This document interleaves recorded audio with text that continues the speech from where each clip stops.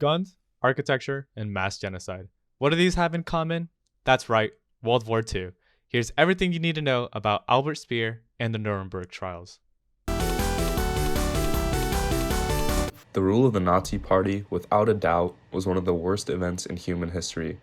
Right next to Kim K's first wedding, of course. Hitler had one goal in mind: to create his version of a superior Aryan race. To help him complete his vision, Hitler brought in Albert Speer to make Germany appear as a force to be reckoned with. With Albert Speer's help, Hitler wanted to create daunting buildings to strike fear into the hearts of those who opposed his rule. It all started when he was young. Albert Speer was born in Mannheim, Germany. Along with his two brothers, he grew up in a middle-class family, but Ernst and Hermann weren't exactly the most supportive. In fact, his whole family didn't really like him. Thus, he needed an escape from his family and pursued secondary education in Karlsruhe, Germany, studying architecture, and eventually ended up at Technical University of Berlin, where he found success under his professor Heinrich Tessenow. He would go on to become Tessenow's mentee at the age of 22, which was pretty unheard of at the time. With the Nazi Party rapidly gaining popularity across Germany, Albert Speer applied for membership of the party in 1931 and soon after became a member. Through recommendation, Albert Speer was asked to help renovate the Nazi Party's headquarters in Berlin and later was appointed as the commissioner for the artistic and technical representation of political parties and rally demonstrations. Being responsible for the buildings and sites where political rallies were held, Speer designed the Zeppelin Field, which allowed for political gatherings of huge attendance numbers.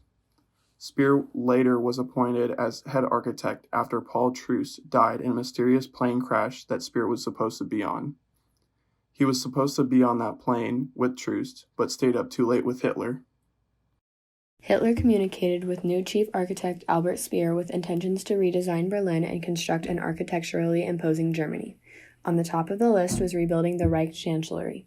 Speer's design was fierce, large, and intimidating. Hitler felt pressed by time and communicated to Albert Speer that he needed the chancellery finished within a single year. Albert Speer accepted the task, although he was aware of the fact that a building of such size, detail, and cost would be nearly impossible to finish in a year's time. Using two sets of laborers, each working 12-hour shifts, they worked on weekends and holidays to finish the chancellery, barely managing to meet the deadline Hitler proposed.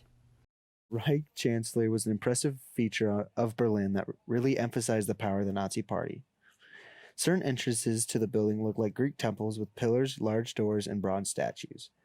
Hitler's office was large and exuberantly decorated with expensive furniture pieces, expensive paintings, and lavish rugs.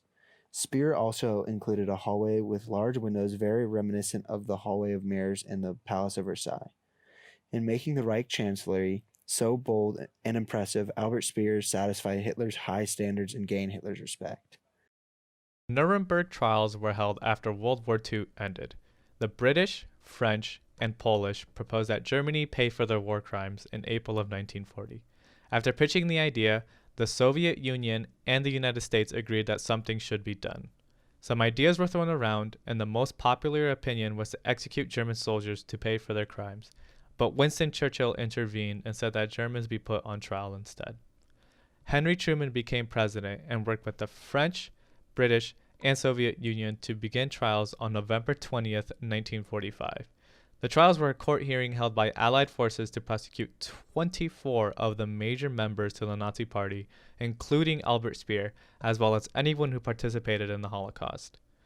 200 people were put in trial between November 20th, 1945 and October 1st, 1946.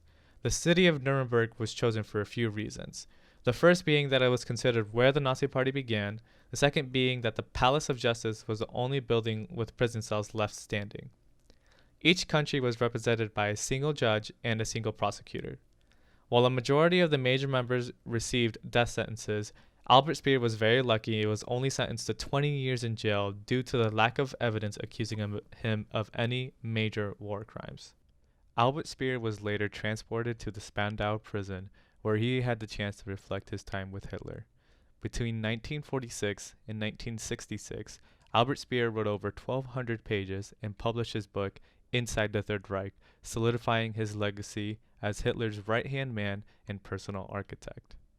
That's everything you need to know about Albert Speer and the Nuremberg trials.